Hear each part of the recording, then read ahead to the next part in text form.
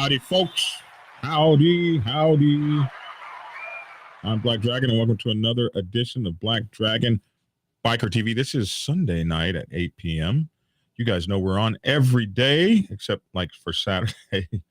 Oh, I just saw something that cracked me up. We're on every day except for Saturday, and we're going to be on Saturday, too. Anyway, for those of you who are just now coming on, we talk about biker life, biker lifestyle podcast, all things having to do with bikers, especially the motorcycle club social construct, where we break it down. We look at MC protocol and things like that. And on Sunday nights, we have the Dragons Roundtable, where we have guests on and we talk about things that are in the motorcycle community. Aloha, Kikoa, Mauna Kea. And I messed that up, I know, but it's good to see you guys. We got people all the way over in Hawaii and just all over the world, so it's really cool. I want to bring in my co-host tonight. Hey, just want to say hello to everybody out there and just stopping in for a little while. I mean, stop, man. You know what this is about, right? No, hold the character, man. Don't let the character go. Nah, we're gonna rock out with that one day, man. It's not the time now, but boy, we're gonna talk about the story and the beard, and you know why. So we're gonna bring that all full circle. Are we not gonna do that now? We're gonna wait for another time. Well, the story was, everybody that you're not a biker unless you have a beard and 2011 rings. So every so often, we cut off the gray beard and we let the whole sexy come back. Mm-hmm. So we did a show, I think Black Dragon and I, the show a few weeks ago, and I came on without the gray beard and they let me know. So I got the backup joint just in case somebody thinks that, your resume isn't thorough because you ain't got your beard on tonight. I'm going to put it on for you, but I'll put it on only for like 6 minutes. All right. So that was cool, but I got a whole video from you today. We'll talk about that if you want to. Let's bring it up for a minute. Let the listeners see it. Let's bring it up. It's only 28 seconds long. So I'm trying to remember where you sent it to me at. Did you send it to me by text message? Yeah, by text, bro. Oh my goodness, man, that stuff was funny. Let us see here. Biker, hey buddy. Here it is. Here we go. Let's see. That, man, this stuff. No, that's not it. Oh, here it is. Is this on YouTube? This is a TikTok. That's a TikTok, man. We're gonna bring some. You know what it is, man. Sometimes the set is so serious, and we doing so many things and we tense. So sometimes you got to bring monotony and kind of do a little something different. If this is a TikTok, I can actually pull it up on the computer, man. And there we go. Show it that way. Okay, let's go to TikTok. Yeah, you didn't even tell me this was a TikTok. Okay, so we can actually. What's your name on TikTok? OG Weasel? Nah, it's Hey Buddy Biker. Don't even ask. It's something new we doing. Some fun stuff. Some fun stuff. Is it all one word? Yeah, Hey Buddy Biker. Oh no, sorry, my bad, man. It's Biker Hey Buddy. Oh yeah, because Hey Buddy Biker wasn't coming up. The Biker Hey Buddy. Hey Buddy. Wait, I'm sorry, man. Biker Hey Buddy, man. It's Sunday. There we go. I found it. Don't worry, man. I got you. All right. Okay, so bring this on the main screen here. Well, why can't we hear it? We need to bring it inside. Oh yeah, we got to bring inside audio on. Here we go. And let's bring up the screen. We'll go to screen 2 here. Screen 2. Boom. There's screen 2. That's you, my friend. I didn't know that was you when I first saw it. I was like, who in the hell is this? Okay. And we'll get rid of the chat window. All right. This is it. Okay. Here we go. Started at the beginning here. Yo, what's up, man? Hey, buddy. Yo, what kind of bike is that? It's a Honda Davidson. A Honda what? Honda Davidson. What the hell is a Honda Davidson? It's where you wear the Harley Davidson shirt and ride the Honda. Man, get out of here with that. What the?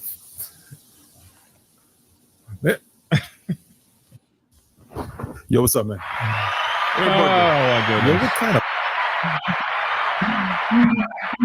So the story behind this is a lighthearted view of everything in the biker world is so hardcore these days. Everything in the biker world is everybody's so uptight, and this is a way of looking at things not so uptight, right? Absolutely, bro. Absolutely. A little change up, like you said, things hide, and some of us walking around with that chest poked out. Like, well, man, it's okay to smile. You know what I'm saying? It's okay to fellowship. It's okay to hug necks. That's what we do. That's the source of the happiness for me, man, is the people that I meet, man, the smiles on the stories, especially So when this you're on is- the road, This is what TikTok should be. I don't know what the hell you were doing.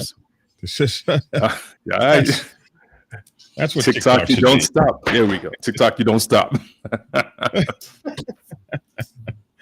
TikTok came online, all people were doing is dancing. We've taken it to another level. Absolutely. So if you go to Biker Hey Buddy, all one word, Biker Hey Buddy, you've only got like 14 subscribers. So we're gonna get you some more subscribers. We just started. We just put that out yesterday. So we're gonna do the footwork and get that all over the different protocol groups. And like I said, we're gonna put some balance in it. It's fun, man. But don't get it twisted, because if you think I'm a clown, that's a big misconception. So this is all fun. I think we all need to laugh sometimes. No, that's some fun. We're having some fun. Absolutely. Let's see. I need to go here. This was sent to me a few minutes ago. Actually, a little bit earlier today. Let me go here. I'm sorry to say. Okay, yeah. So that's that, and then let me try to look up. What's her name? I'm sorry to say, and okay, does it let you do a search? I want to do a search. Huh. I wanna give you guys this, but it is let's see. Okay, so been having this interesting problem with here we go. Maybe it'll let me search here. Yeah.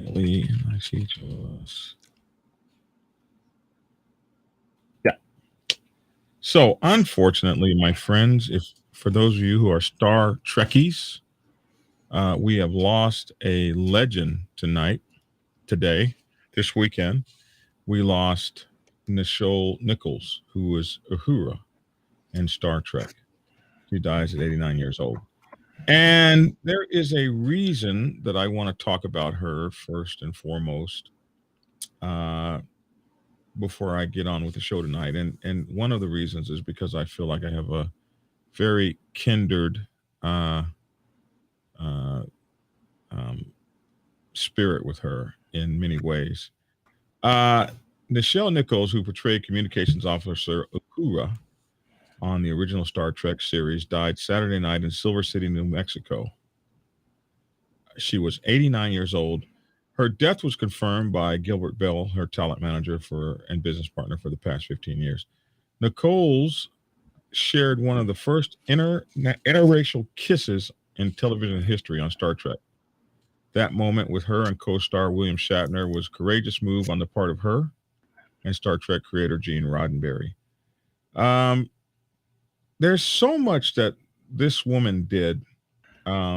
She was one of the first Black female actors to appear in any syndicated national, international television show as a role other than a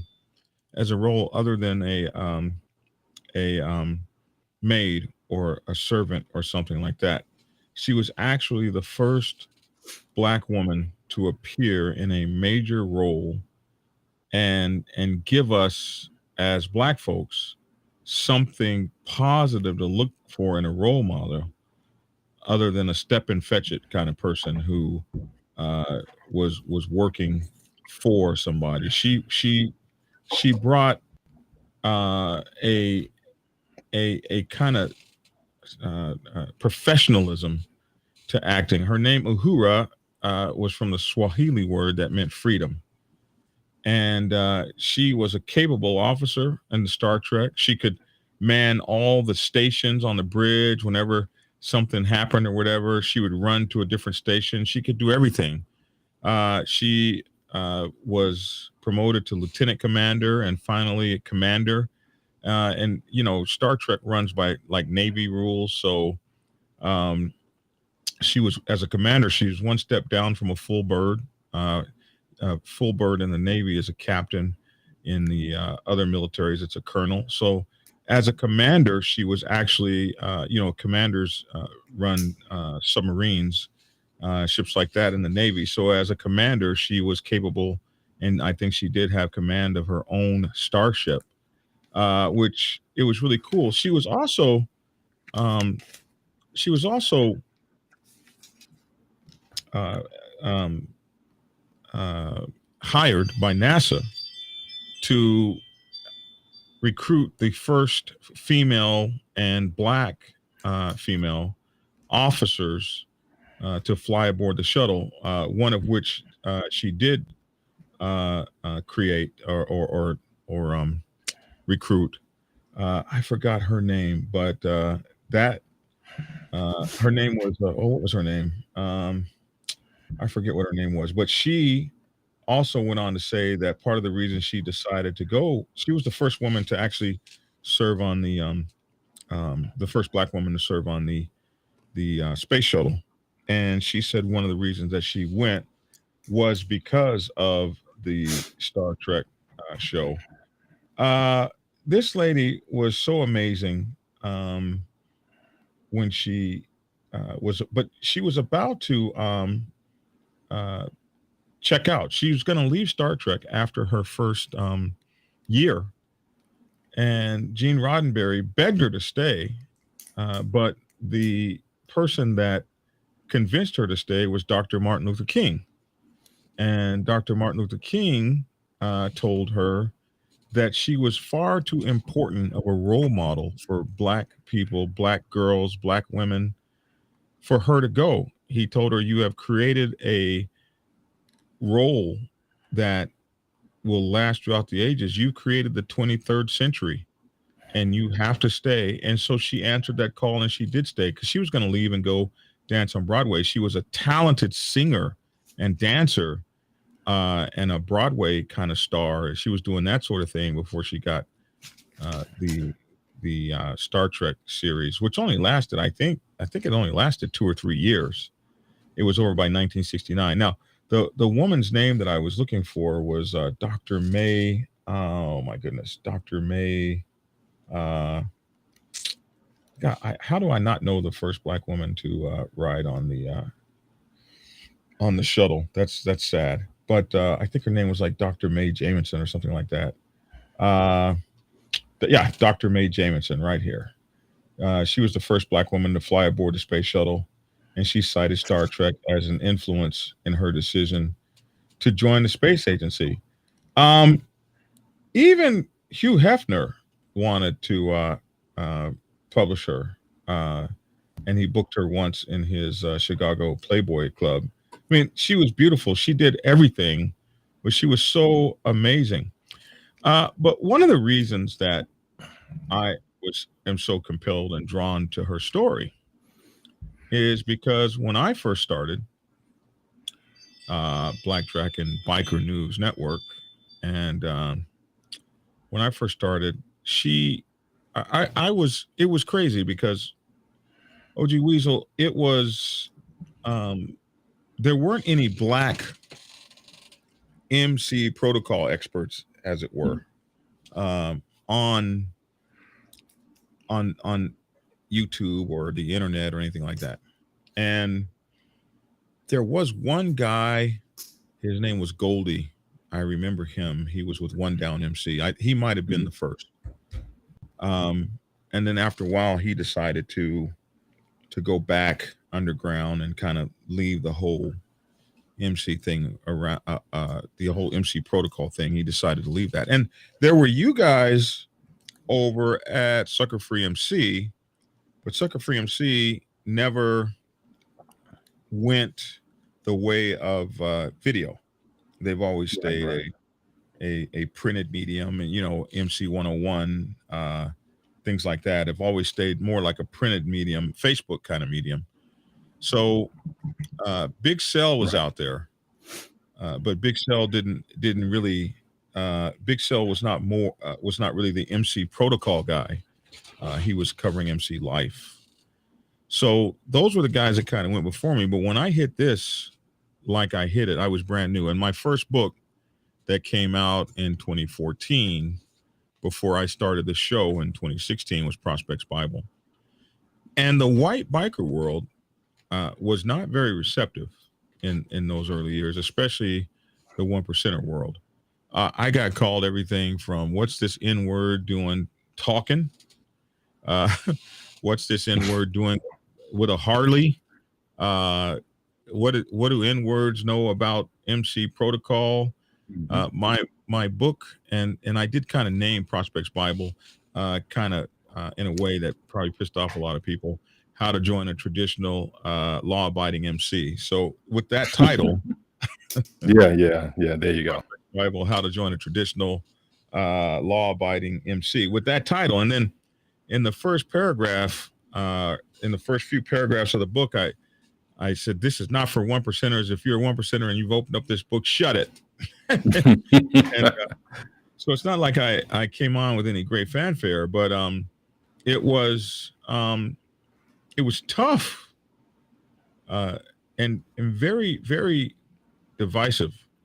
And I found that all of those damn clubs that came on and said those horrible things, members of those clubs have tracked me down all over the country and said, "Hey, man, I'm part of such and such top 5 one percenter club, and I wouldn't be here without you." And that kind of blew my mind. I never really expected any of that. I never expected that so many places all over the world, like she didn't expect that. Right. She said of the first interracial kiss, she was the first black woman, and he was the first white man, and they were the first interracial couple to kiss on television. And she said a lot of people, it was a lot of people just didn't like it, but their mail was overwhelmingly positive. It changed entirely television. Mm-hmm. She said it changed the way that people dealt with one another. If two folks that you liked as far as actors were concerned, and back then, actors had way more sway over the world than they do probably now. If two actors could get along, then what could, two actors that you liked, then perhaps, what could you do to get along? So she, if you are not a Trekkie, you can't just do this. Like, you try it.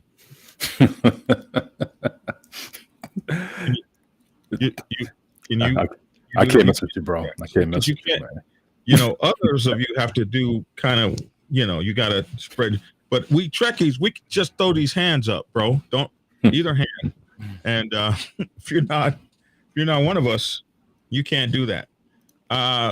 So I'm gonna miss her. She was. I remember as a kid, I knew the difference. As a kid, I knew the difference in all the black women that were maids and stuff, and helpers and slaves and all that. And then there was Lieutenant Uhura. And she was different. I knew the difference. At 5 or 6 years old, I knew the damn difference. And it really gave me someone really positive and credible to look up to, because I jumped to Star Wars. I was on the Star Wars and Star Trek and every damn thing, that Space Odyssey 2000, everything that had something in the skies and the stars, I was part of it. I was reading it. I was watching it. I wanted to be a part of it. So Whoopi Goldberg was all these people that came after her. She opened up this acting and opportunities by being, first of all, having a reputation that was, you it was a reputation above reproach. But she lived an entire 89 years, and you never saw her in something scandalous or whatever. Like, she carried the mantle, she carried the cross on her back for us all. So I appreciate you, Lieutenant Uhura. Excuse me, Commander Uhura. I appreciate you, Commander Uhura. 6 films in Star Trek. The first 6 films, she became full commander in Star Trek II: The Wrath of Khan. She was a bad booger, man. She was something else, bro. And she will be missed by myself and many other Trekkies, black and white, yellow, purple, that sort of thing. We'll all miss her if you were a Trekkie, but I will truly miss her myself. So anyway, Lieutenant Uhura, life well lived. Absolutely. Your turn. Absolutely. So our subject tonight, I think that was a whole show, man. This is still a bike show, right? You took me off course with that, bro. That's all good. Yeah, I know. I'm sorry. I just before we even get into the topic, we lost Bill Russell today too. Another icon. Don't go into it, bro. Don't go. It's gonna be another 15 minutes. I'll do that tomorrow morning. Yeah, man. Yeah, man. But just real quick, you did touch on something that was important, and you was speaking to the fact about people wanting to look up to something, and let's equate that to the shows of today and the course that we've taken to get people where they at today. In terms of if we go back 15 years ago, how people were looking for. So actually, I don't know if they were looking or not. I know that when I was being raised up, we really didn't have to focus on, the learning of protocol, so to speak. We were just kind of conditioned to adapt to what the norms were. And we didn't refer to it as protocol. It was more so just following what the norms were. But I think that over time, as the set got more structured, then we started becoming more familiar with that term, and it became more pronounced in the set.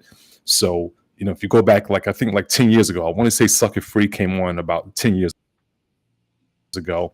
And I remember I was working with those brothers, a different direction was taken. So I kind of ventured off, and then, like yourself, coming out with the Prospects Bible, and it was very limited resources that people had to go to. So what they were doing, they were kind of clinging on to anything that was out there, kind of crutching, kind of get more introduced to the set. And the more that was put out there was the more that people gravitated to this whole, the lifestyle and to the whole concept of protocol.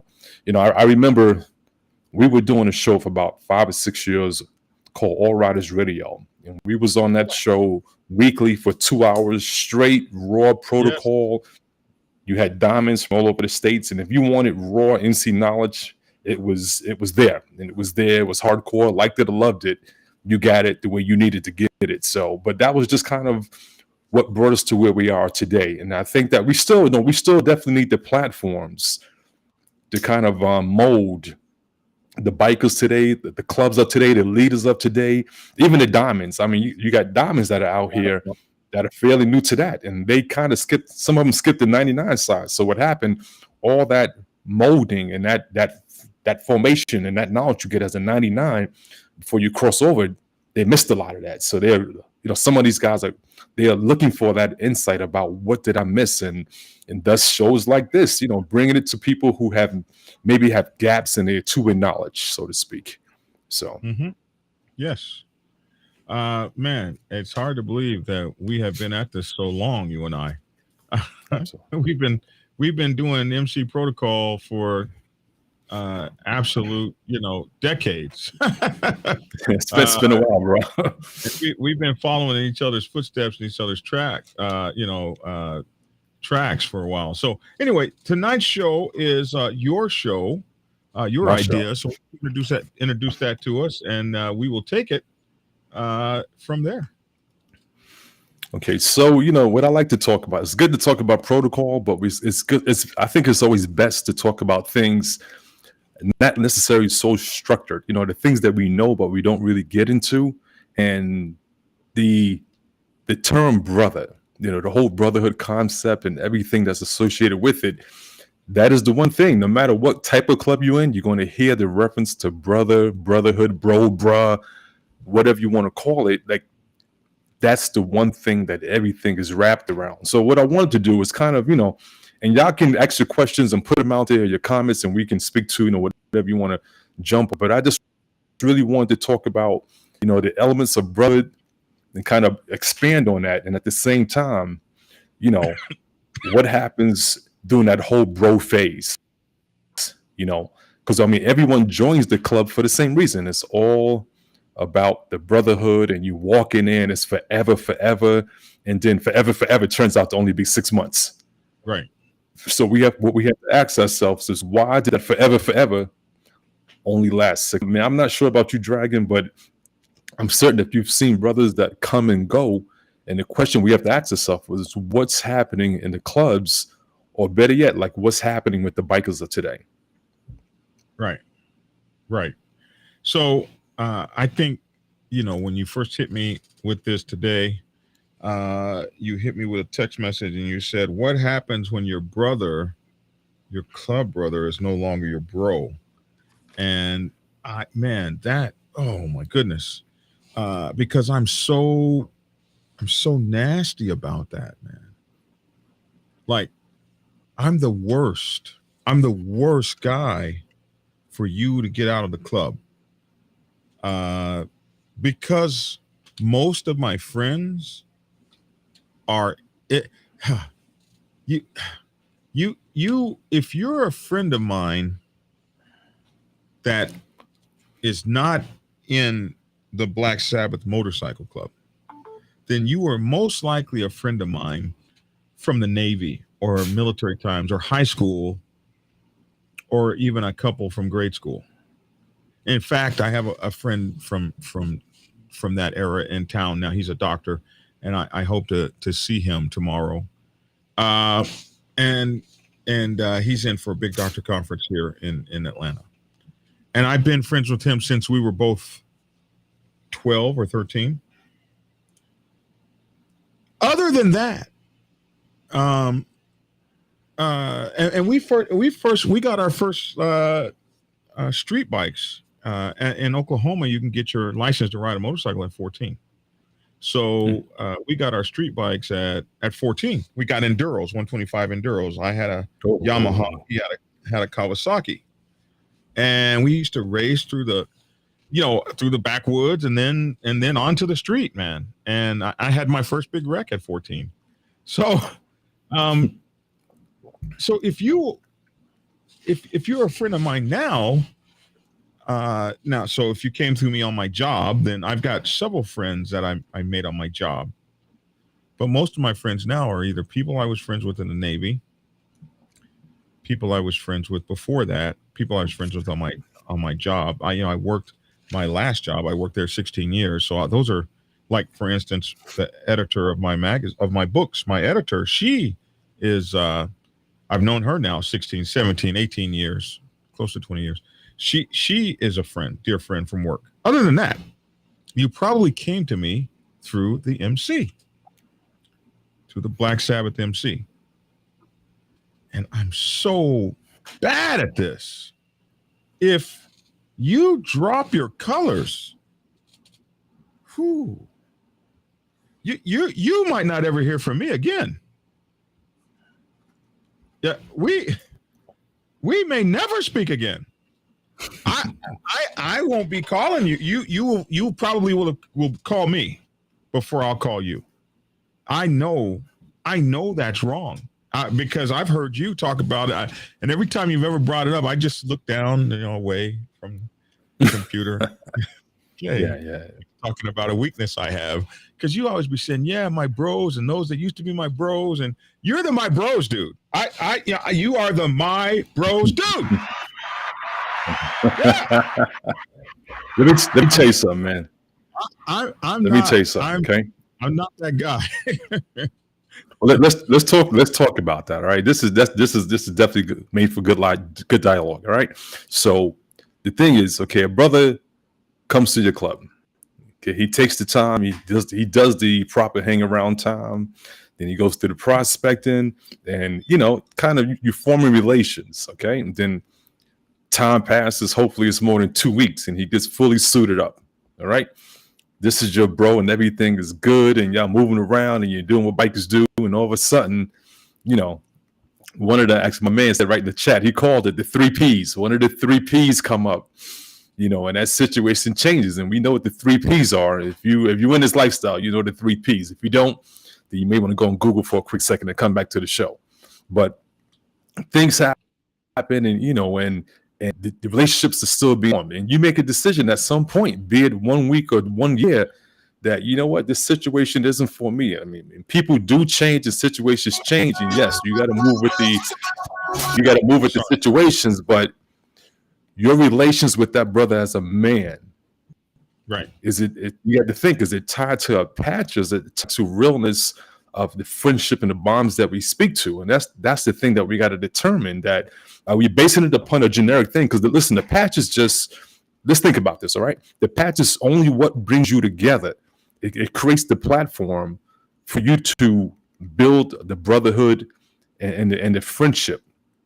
So the thing is, if you can't see beyond that, bro, I tell people, you got to see beyond the patch and realize I'm looking at you as a brother, as a man, and the patch is just a common denominator. So I just tell people in general, like, the question we had on the last show was, where's your allegiance? Is it to the patch, or is it to the next brother? So that's something that we got to all make us determine as individuals.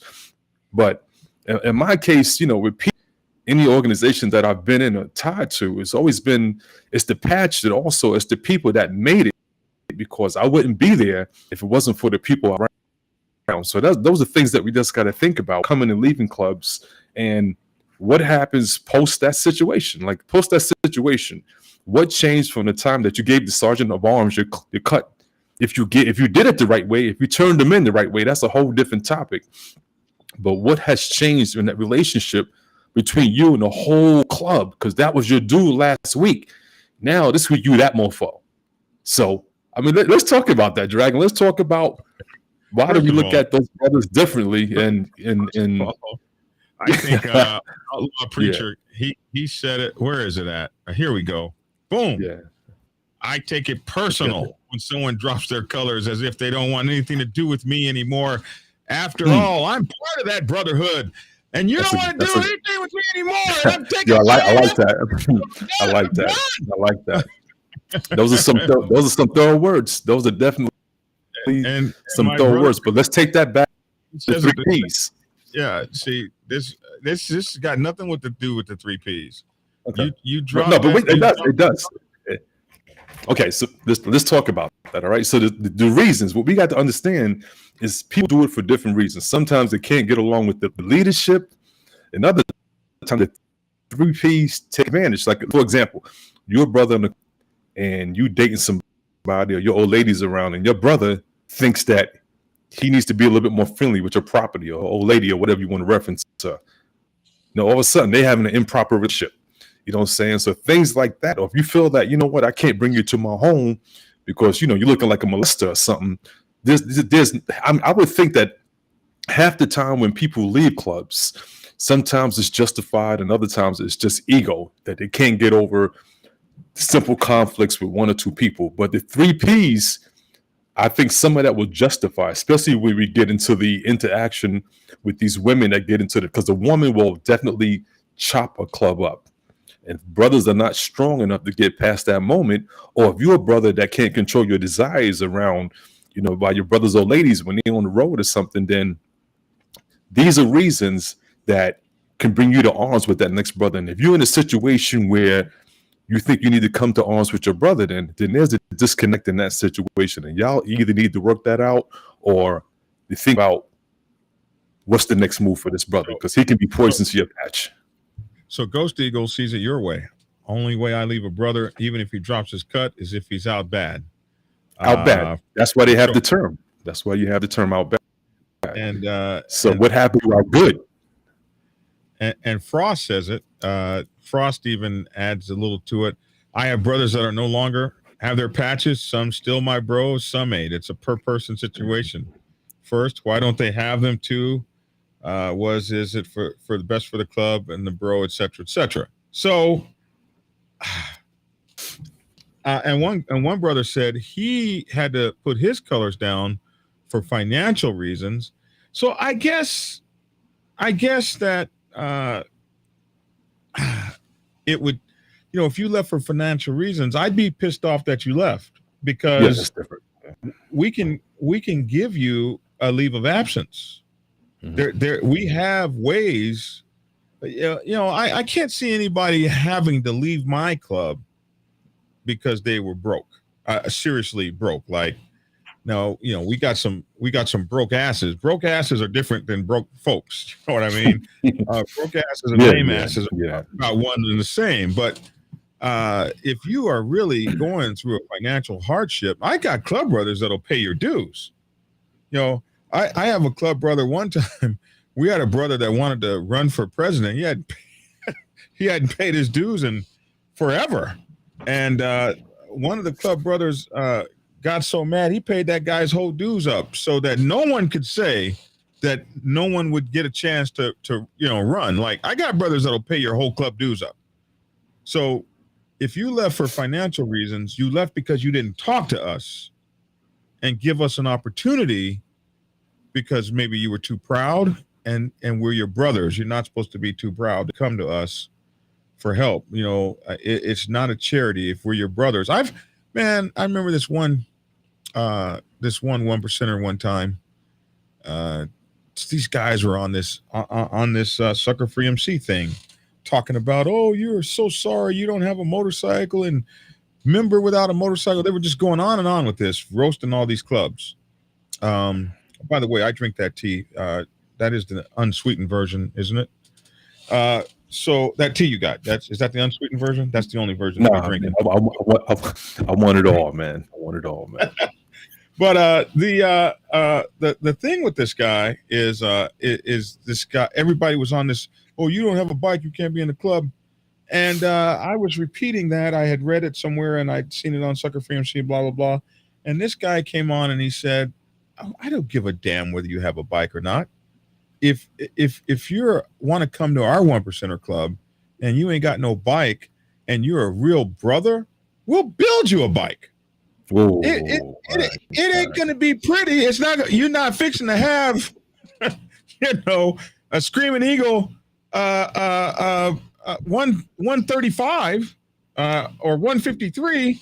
But bro, you're going to have a roadworthy motorcycle that you're going to be able to get up and down the highway on and run with us at top speed. If you have the heart, we'll build you a bike. So It's not about charity. It's not about coming. It's about the brothers doing what it takes to have a brother. And I remember this one guy from a car club. I've had a lot of car clubs come to me for instruction on how to build brotherhood. Because they want their car clubs to be as strong as motorcycle clubs. And so I've had many car clubs and truck clubs come to me. I've been an ambassador of several car and truck clubs where I've gone on and given protocol speeches, and it's quite an honor. But I remember the one that really struck me the most, because all of these clubs have something. They're either Mopar clubs or Chevrolet clubs, or I don't want to get to lying, but and mess up what kind of club they are. But they all have Hellcats or lowriders or something. So the guy told me, yeah, I need to come to you for instruction. And my first thing, I thought I knew about car clubs a little bit. Now I was like, well, what kind of cars do you guys drive? And he said, it ain't about the ride, bro. It's about the brotherhood. And I turned around and I was like, oh, your car club is going to be something else if that's how you're thinking. So I would be hurt that the guy didn't feel like um, um, he could come to the club. Now that guy is saying I had to sell my bike. Our bylaw said I have to do a long ride at least once every 3 months.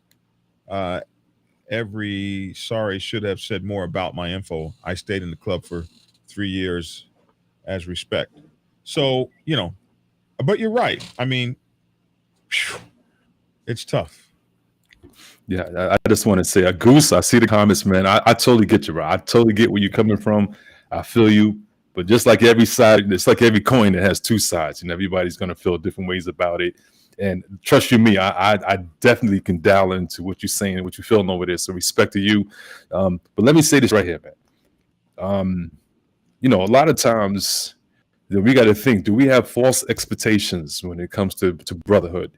It's some of us think like, okay, I'm in the club, and it's the instant bro mindset, and I'm going to love everybody, and everything has come by y'all, and and they don't realize like this. It's a relationship. It's a relationship that develops over time, and it takes time to nature that.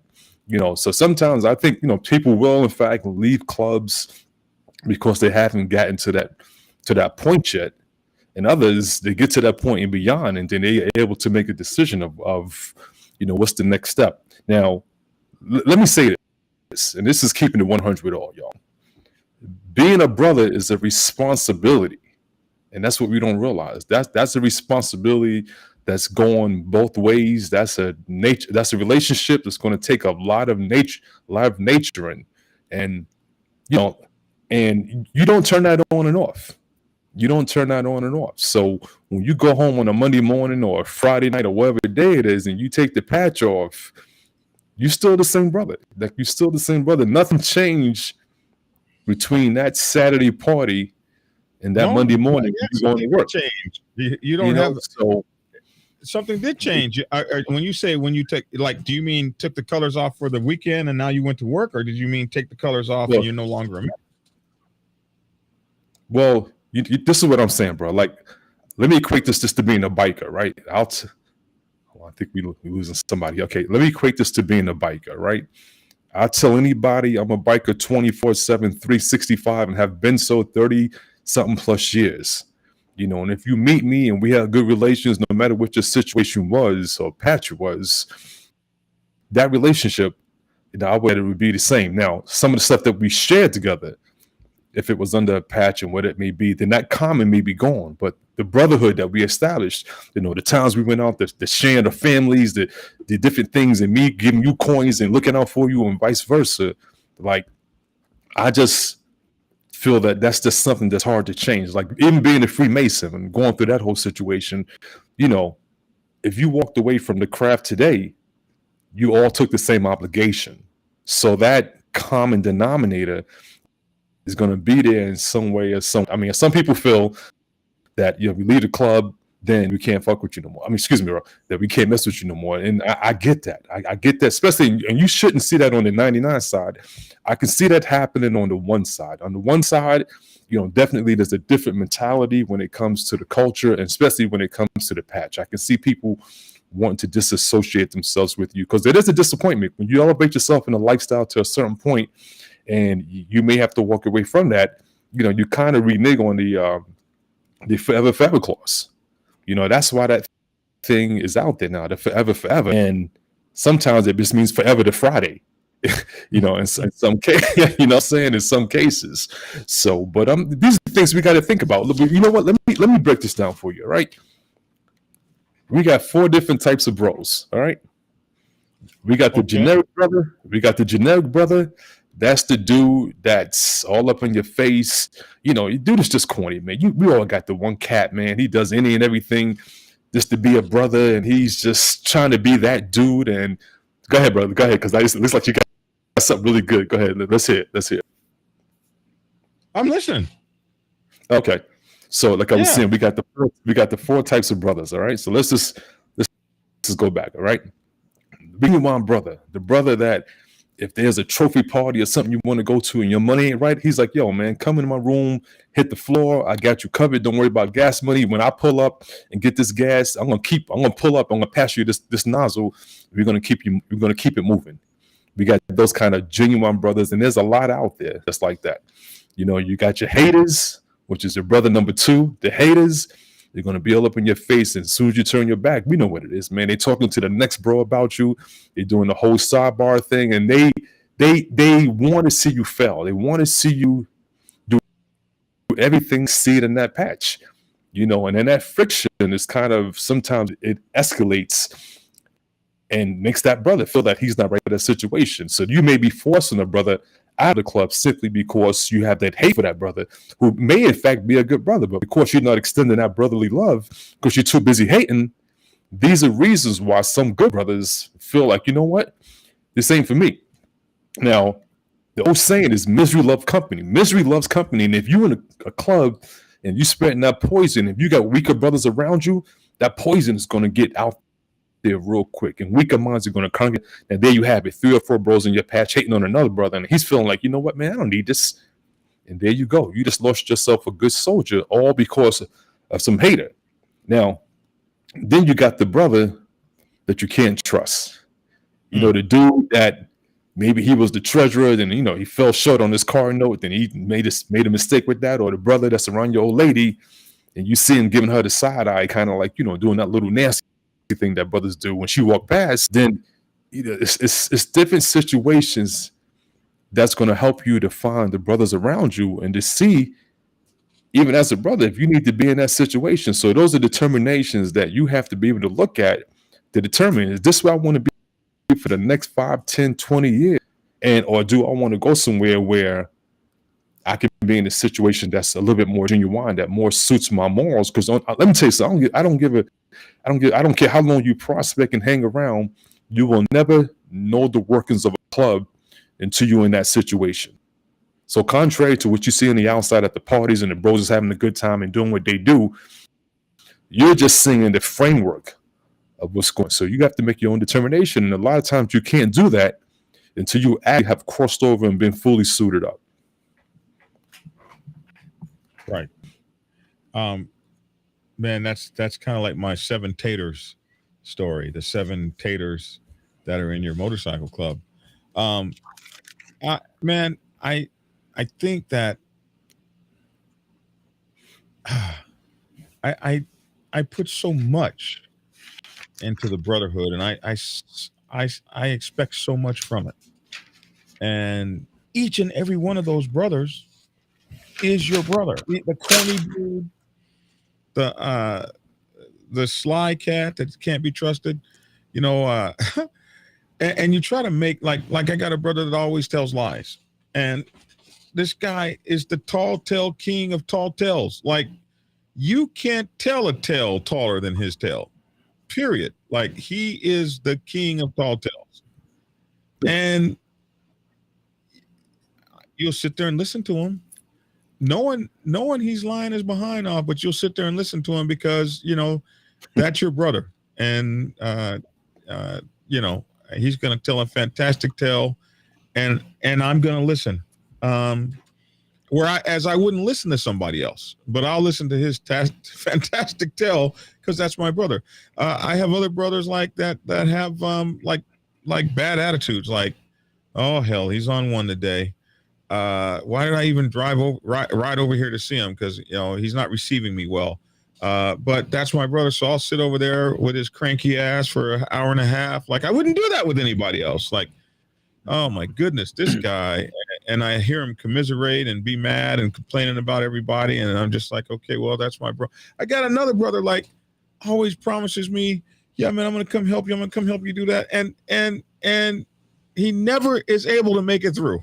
I'd be like, I know you're not coming. I got another brother who will tell me, I'll call you right back, and he ain't fixing to call right back. Well, I got brothers that say that about me. You said you were going to call me back 6 weeks ago. I'm still waiting on my call. Like, they take that from me. You know, there was a time that I was really cranky over the phone for a while after I stepped down from national president. I was really cranky. I'd cuss everybody out on the phone and stuff like that. But my brothers would continue to invite me back on, even knowing I was coming with hell and discontent, and I was going to screw up the whole conversation, and I was going to cuss folks out, and how dare you talk to me like that? I'm Black Dragon, blah blah blah. But I was a brother, and they accepted the good and the bad. Like, that's part of the brotherhood. I think accepting the lows, accepting the highs. Hey, I've had brothers I've been doing this 30 some years. I've had brothers who stole from the club and were forgiven and given another chance. And I've had brothers who stole from the club and weren't forgiven. Like, it's a case by case situation. Whereas I've had brothers truly disappoint me, truly hurt me, truly break me, down to my very last compound. And I say that in the first chapter of my book, Prospects Bible. When I talk about prospecting and hanging around with a club, one of the first things I tell people is these clubs will destroy your heart. They will break you. These people will hurt you. They are only people. And when you come in, some of us have never had like brothers and stuff. Like, I've got two brothers. I didn't meet them till I was 50 years old. So I didn't have any brothers. The motorcycle, and like, my brothers are the coolest guys in the world. And I kind of wish we had grown up together. Like, me and my brothers, we get along. Like, they ride motorcycle. My oldest brother rides motor. He's younger than me, but he's right under me. This guy, he rides motorcycles. He's got three dogs. He's got 3 dogs. He's got a boat. We ride motorcycles together. We ride the Dragon's Tail and everything. This brother is very successful, so he flies in and brings motorcycles with him and stuff. And, oh, brother, you're not going to spend a dime. We're just going to go blah, blah, blah, blah, blah. I've had real brothers, but before I had real brothers, I was brotherless. And so I was sold on we're your brothers. And we're here to I'm Chucky. I'm your friend to the very end. I'm your friend to the end. And some of those bros are like, they are the end. Like, you don't want to even be messing with them. They're not your friend to the end. They're the end, but they're your brothers. And so you take from them and you give to them. And then after all that, one of them suckers takes off the patch.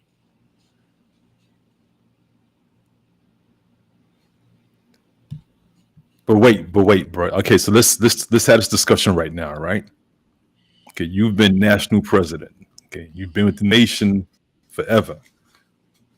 You decide that Black Dragon has a problem with the nation, or whatever it may be, or because you got a yeast infection or something happened to you, and you need to, you need to separate the situation, separate yourself from the situation. Okay, so you, as a brother that's leaving that situation, what do you expect from the brothers that you've been around for years? What do you expect?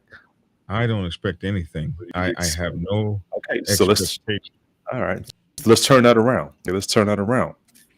You got a brother that you've been around for 20 plus years, and he leads the club. You know his family. Y'all been real brothers, and y'all doing everything that we do as bikers. But we know that real brothers extend themselves beyond the bikes. You know, we just don't ride together. We do a lot of stuff beyond that. And some of that includes the family, the kids, or just other stuff in general, things that we do together as men. Then you lead the club. So you're telling me that relationship ends just like that because this is something to think about. There's really no right answer for this, but it's something that we have to think about because we have people in certain clubs that, yes, you have that dude that was once your brother and he left. Then it's like, I don't know, man. It's crazy. But anyway, check this out. All right. What I will say is the worst situation you can have in a club is when your bro is not your bro. That's something to think about. Let's say that again, man. Situation you can have in your club is when your bro is not your bro. You know, the brother that when he hugs your neck, it's not a hug, it's more like a choke. The dude that don't want to really come shake your hand, or the brother that'll walk in the room and walk right past you as if he didn't see you. He'll kind of do that diversion when you go into church or something. So you have that in situations. So the thing is, how are we dealing with that negativity in the patch, or that dude that we call our brother, or that brother that, you know, we may have to go to arms one day and I got to look over and I may need to depend on you. And here you are, man, Mr. Happy in a situation, and you don't frick with me. So it's kind of like that situation right there, that poison situation in your patch, and both y'all are not going away because you've made an allegiance to the club. How do you deal with that situation? How do you and that brother get to a point that you can resurrect that brotherhood and still maintain the patch and respect each other? That's something to think about. That's something to think about. But it's things like that that make people consider, you know, leaving their patches or whatever it may be, because you feel, I guess, maybe some type of disrespect or dishonor, or as if there's no mesh in the brotherhood, and you would definitely question that brotherhood in the situation. But the reality is, some of it goes back to the. I'm looking at Goose's comments here. Some of this goes back to vetting brothers. You know, before we even bringing people to the table, you know, that hang around period, maybe we need to extend that some, you know, and the reason we need to, because it's going to give that person more time to really get to know the brothers, not necessarily the inner workings of the club, but more so the club, how the brothers move and who's to who.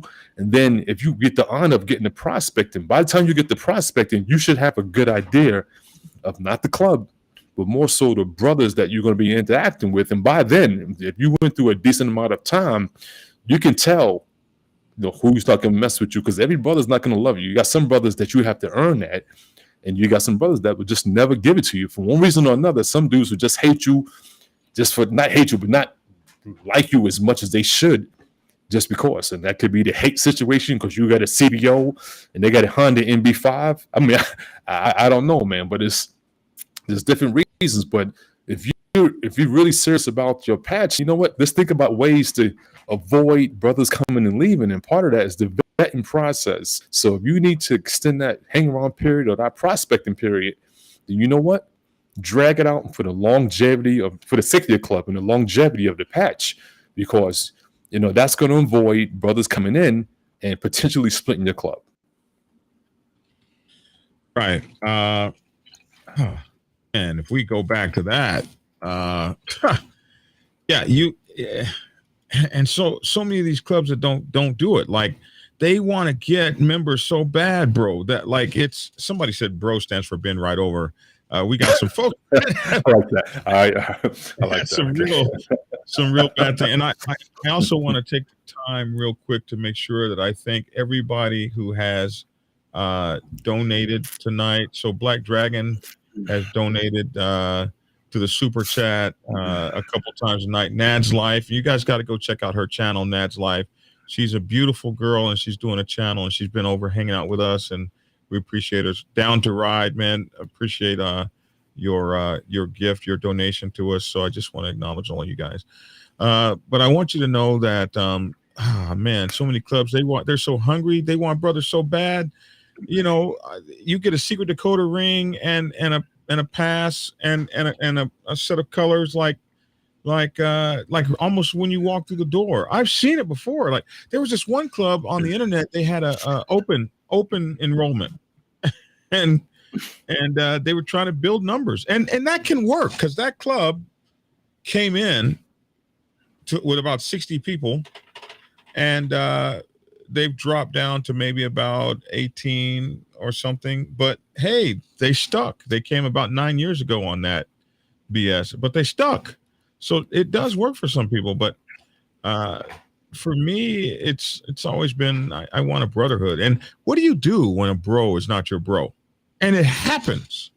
We got people that don't like you. They'd rather see you in misery than see you doing well. Those are the people, like you said, that start the sidebars. And every time they talk to other people about you, it's putting you down. Mm-hmm. Um, Absolutely. and those are people that you're wondering, like, am I going to be left on the side of the road if things get bad? Can I depend on this person? And my thing is, when you have brothers that ain't your bros, the first thing you got to do is recognize that, so that you never find your ass somewhere alone with depending on them. Second thing you got to do is never allow yourself to be somewhere where you got to depend on them.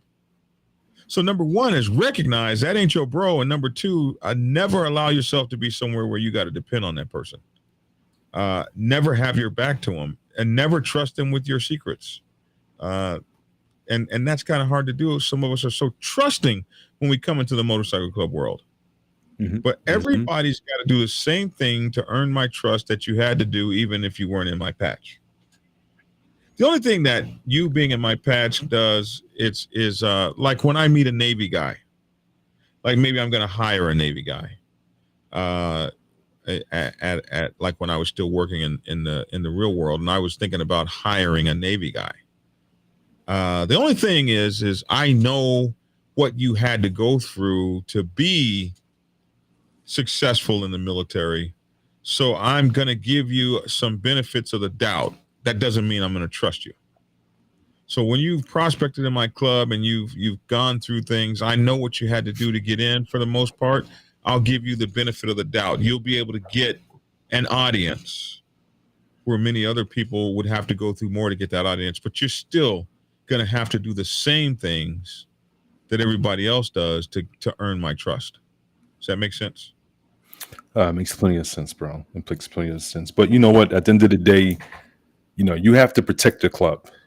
And I think that, I remember there was a point of time that there's different ways that people should only be coming into your club. One is a patch over. I can respect that fast tracking, because that just means that there's a relationship in place and you've been viewed and you've already been vetted. So it's kind of like, you know what, these brothers is a good mesh. And we're mainly going to see that on the one side, or sometimes you'll see it with some traditional 99 sides, which is very common, with the larger nations, that you'll see the patchovers taking place. And I respect that. Now, there was a period of time, and I don't know if a lot of clubs are still having this mindset, but they were like 3 months, the 90-day thing came. I don't know if it was a 90-day rule that somebody came up with or what it was, that if you do three months, here you are. You're fully patched member. And the way I look at 3 months, let me tell you what 3 months is, bro, in my opinion. It's one trophy party and 2 fish fries. That's what that is. That's 3 months of prospecting. That's 2 fish fries and 1 trophy party. And there you go, fully suited on your own, and use an instant brothers like that. Let me tell you something, y'all. When it comes to people coming to your patch, I understand that 90-day thing, and people want to get people in and not let them lose interest. If somebody wants to be part of your club, then they're going to wait. They're going to wait, and they're going to be there, and they're not going to be looking at it as an amount of days. If anything, that 3 months should be the minimum before you even consider, bringing somebody into your family, not to your club, but to your family, because that's what you're doing. Because if you structure it the right way, you've got beyond the club reference, and these are my brothers. And when you say brothers to me, that represents family. So understand what the true situation is when you say brothers, because that word has a lot of value. And a lot of times, we forget what that word means. It's just easy. It's one of those reference words that we just use it. And once again, it's the most abused word in the MC culture. So I just want y'all to think about that. Think about what's happening in your current situation. You know what I'm saying? If you got that brother that's not your bro, is it you or is it him? Y'all need to get that right. Y'all need to get that right. And there's no reason why y'all should be rocking on the same patch, or why y'all should be losing bros, because maybe a miscommunication, or maybe it's just you don't know what it is. You don't know what it is because you as a brother may not have taken the time to go to that brother and show yourself brotherly. So that's something to think about. Don't let the testosterone destroy your club, or don't let that cause friction whereas you and that brother can't coexist. Right. Well, man, I think we've had a fruitful discussion. What are your final thoughts on this subject? My final thoughts is, we talk about a patch and we say the patch is forever, forever. But you know what? Refer that to the brother. Let that brother be forever, forever. Because if he was your brother one day, then let him be your brother forever. Absolutely. That's the part that I end. I like it. I like that. I can't even. That's a hard one to follow. Listen, we've been doing this, and I think the shows are getting really great, man. So I just want to thank you for being on the show, man. You brought so much life to the show. I'm not sure what happened to Bone tonight, but this guy's I miss you, always bro. so busy. Listen, you got another motorcycle? What do you just Yo, the chopper, the road glide, the other thing we want, that American bike that y'all shouldn't see me on sometime, but we got that going in the corner for when we doing those 1,000-mile days. So just keep adding on, man. You live once, you live once, and when it comes to the lifestyle, I don't put a dollar on my happiness, man. Whatever gets me down the road, that's what it's all about. Sometimes you need that new bike there, I didn't need it. It's more desire. you bought that little car bike thing? Or that glider road, yeah. We had to go back and No, the 3-wheeler thing. oh What's that no, thing no. called? That with the steering wheel. What's that called? Oh man, what they call? I was just saying that today to somebody, man. Didn't you buy one of those? No, not this dude. I mean, it's all good, but The car thing. What's that thing called that they call a motorcycle? Not the spider. What they call them things, man? Somebody's put the answer. I'm about to die, man. I can never remember that name. I thought you got one of those. No. Bone just got one. Yeah, those are cool. I love them, man. But I don't have no more room for that, man. I got a full garage right now with all them toys, man. Yeah, and Goose, man. It's not Goose. It's something else. It's well, what the hell is that thing Slingshot, called? bro. Slingshot. Yeah, I had to think about it. Yeah, there we go. Vernon, thanks, bro. Bolo. Did you get a slingshot? I thought you got a slingshot too. No, man. We just added another Harley to the shed. That's all. So we let that sit next to the chopper and everything else, man. So there's man, it's different rides, different situations. Yeah. Sometimes you want the night bike, so you pull up on the chopper and 300 looks good sitting back there with the long rake. And other times, you need to get down the road. Yeah, because you can't ride that anywhere. So man, let me tell you, man, that chopper looks good and it's nice and it's all chromed out with the 300 in the back. But 30 minutes later, on that frame with no rubber mounts and those, man, let me tell you something. When you got a work motor and it's done up, and you got a real old school bike built on a rigid frame, let me tell you something. It will quickly remind you what biking is about. But it looks good. 30 miles. I had one of my brothers in the Wichita chapter. It was either the Wichita chapter or the Tulsa chapter, who had this long raked out Harley, or I think it was a Harley, or whatever it was. It was a chopper, and it pulled to the right or to the left. It pulled. So whereas to ride it, you were almost in a right-hand turn. And how this fool rode this motorcycle at 100 miles an hour in the pack, basically, turning the steering. So hey, Dragon, you want to ride it? I rode that thing down the block and back. I got off that motorcycle, that death trap, so fast. Like, bro, no, I'm not riding this maniacal machine. You're kidding me. So I don't, them chopper things. That's y'all, man. I don't need a front rake of 97 degrees or you guys are crazy. It's a 30-minute bike. Let me tell you, I got the big motor in there, high compression, SNS done up, the 45 milli carbs. Those who know bikes know what I'm talking about. But it's definitely the big boy motor in there, and it's like you said, 30 minutes, and you quack it, it's pulling to the side, man. It definitely is not for the faint of heart. It's a biker's bike. So, but 30 minutes and it's a wrap. You got your kidney belt to ride that thing with?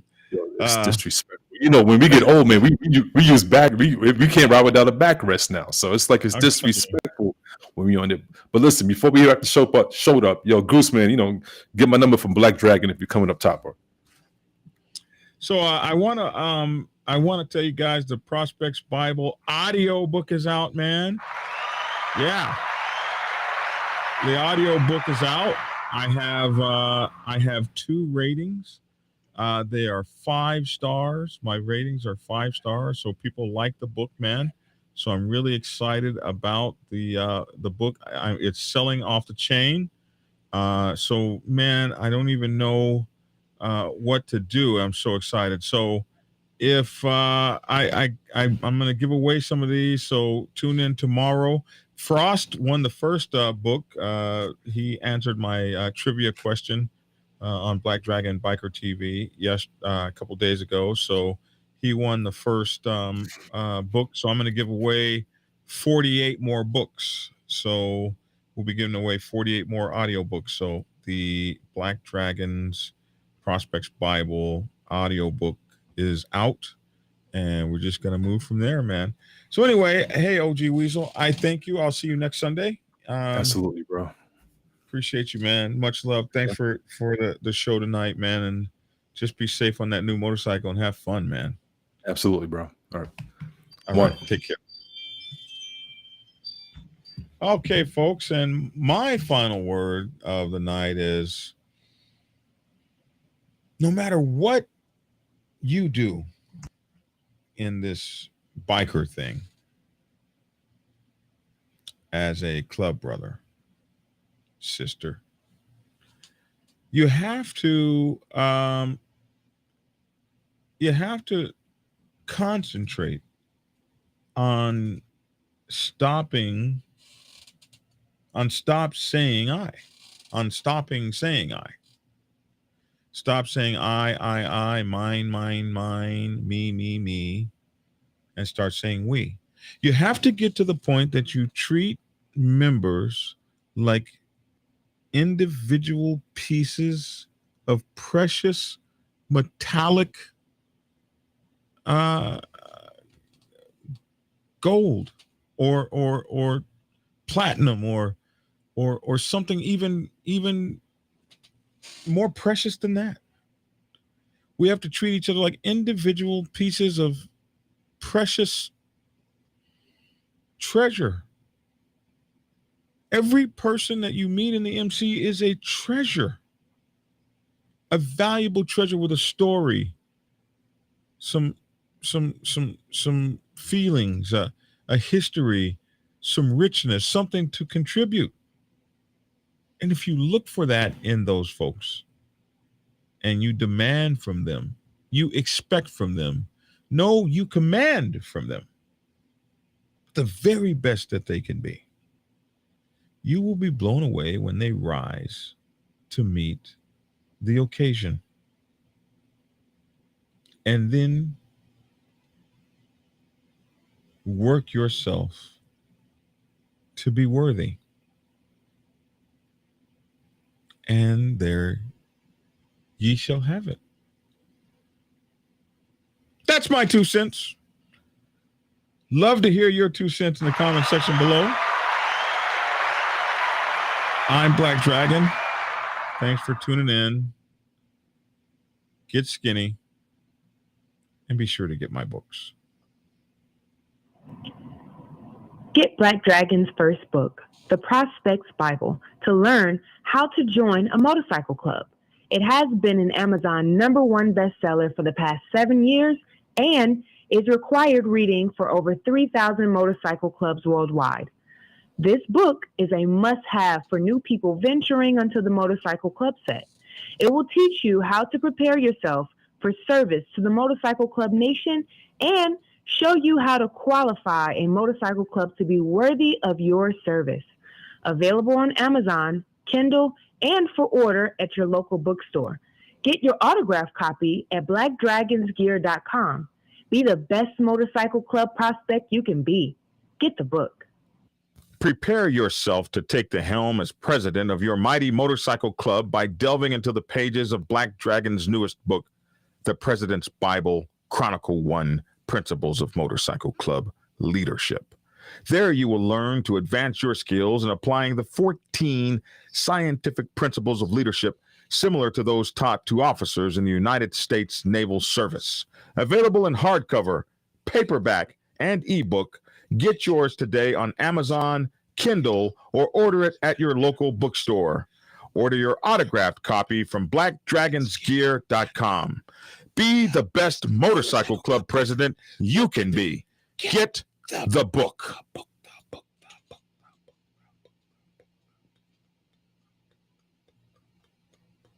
You are fake news.